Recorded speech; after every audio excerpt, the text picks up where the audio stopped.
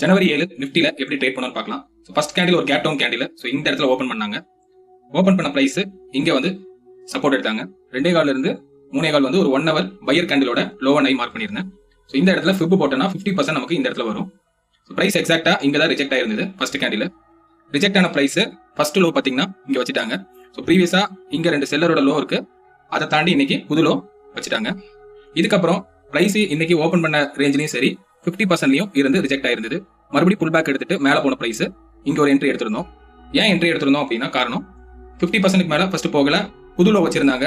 அதனால கண்டிப்பா பிரைஸ் வந்து அடுத்த புது லோ வைக்கிறதுக்கான வாய்ப்பு இருக்குன்னு இந்த என்ட்ரி கொடுத்திருந்தோம். எக்ஸாக்டா இந்த இடத்துல இந்த என்ட்ரி எடுத்துட்டு புது லோ வைக்கும் போது இங்க சப்போர்ட் நம்மளோட 1 ஹவரோட இங்க எக்ஸிட் ஆயிட்டோம். இந்த லெவல்ல இருக்கிற இந்த பையரை க்ளோஸ் வச்சனால பிரைஸ் இங்க வந்தது. அடுத்த லெவல் இங்க வந்தாங்க. அடுத்தடுத்த மேல போன பிரைஸ் இங்க இருக்கிற இந்த ஆர்டர் பிளாக்கை வந்து ஃபில் பண்ணிட்டு உடனே கீழே வந்துட்டாங்க. கீழே வரும்போது இந்த ட்ரெண்டோட லோ டு ஹை இதோட 50% இருந்து தான் ரிவர்சல் ஆயிட்டு மேல போயிருந்தது பிரைஸ். பிரைஸ் சப்போர்ட் எடுத்தது நம்ம 1 ஹவரோட சப்போர்ட் ஜோன்ல, ரிஜெக்ட் ஆகுது 1 ஹவரோட ரெசிஸ்டன்ஸ் ஜோன்ல. மேட்ச் ஆகுது ஃபர்ஸ்ட் ஒரு விஷயம். அப்படி ரெண்டாவது நேத்து இந்த இடத்துல இந்த கேப் நேத்தே வந்து ஃபில் பண்ணிட்டாங்க 1. ரெண்டாவது இந்த கேப்பை நேத்தே மறுபடியும் ஃபில் பண்ணி முடிச்சிட்டாங்க 2. பெண்டிங் இருக்கிற ஆர்டர் பிளாக்கோட ஏரியா பாத்தீங்கன்னா இதுதான். இந்த ஏரியால இன்னைக்கு ஃபர்ஸ்ட் டைம்ல ஃபில் பண்ணிட்டு கீழே வந்து புல் பேக் எடுத்துட்டு இந்த இடத்துல மறுபடியும் மேல போயிட்டு அங்கிருந்து ப்ரீவியஸ் டே க்ளோஸையும் சேர்த்து ரிஜெக்ட் பண்ணிட்டு நல்லாவே அடுத்தடுத்து பிரைஸ் கீழே வந்தது. கீழே வரும்போது நம்ம எடுத்த என்ட்ரி பாத்தீங்கன்னா இங்க இப்படி ஒரு ட்ரெண்ட் வரும்.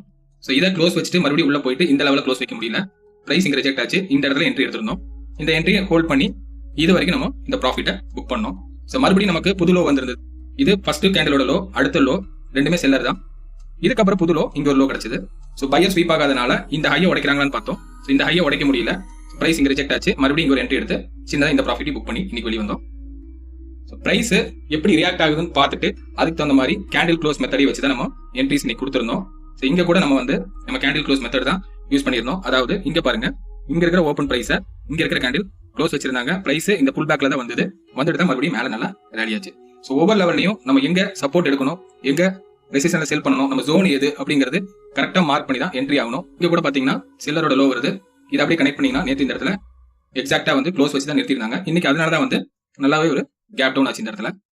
எல்லா விஷயத்தையும் நம்ம பார்க்கணும். ப்ரீவியஸ் டே பூரா மார்க்கெட் பாத்தீங்கன்னா செல்ல லோவா தான் இருந்தது. இங்க 1 2 எந்த இடத்துலயுமே பையர் ஸ்வீப் பண்ணல. இங்க பையர் ட்ரை பண்ணாங்க, அதையும் செல்லர் கொண்டு வந்து க்ளோஸ் வச்சுட்டாங்க. அதுக்கப்புறம் ட்ரெண்டான மார்க்கெட் கூட இந்த இடத்துல இந்த செல்லர் ஜோன்ல நின்றுட்டு இங்க இருந்து அப்படியே டவுன் ஃபால் ஆகிட்டு நல்லாவே கீழே அடுத்தடுத்த புது லோ தான் வச்சாங்க. எல்லாத்தையும் ஐடென்டிஃபை பண்ணி ட்ரேட் எடுங்க. நம்மளோட சப்போர்ட் அண்ட் ரெசிஸ்டன்ஸ் யூஸ் பண்ணி ட்ரேட் பண்ணுங்க.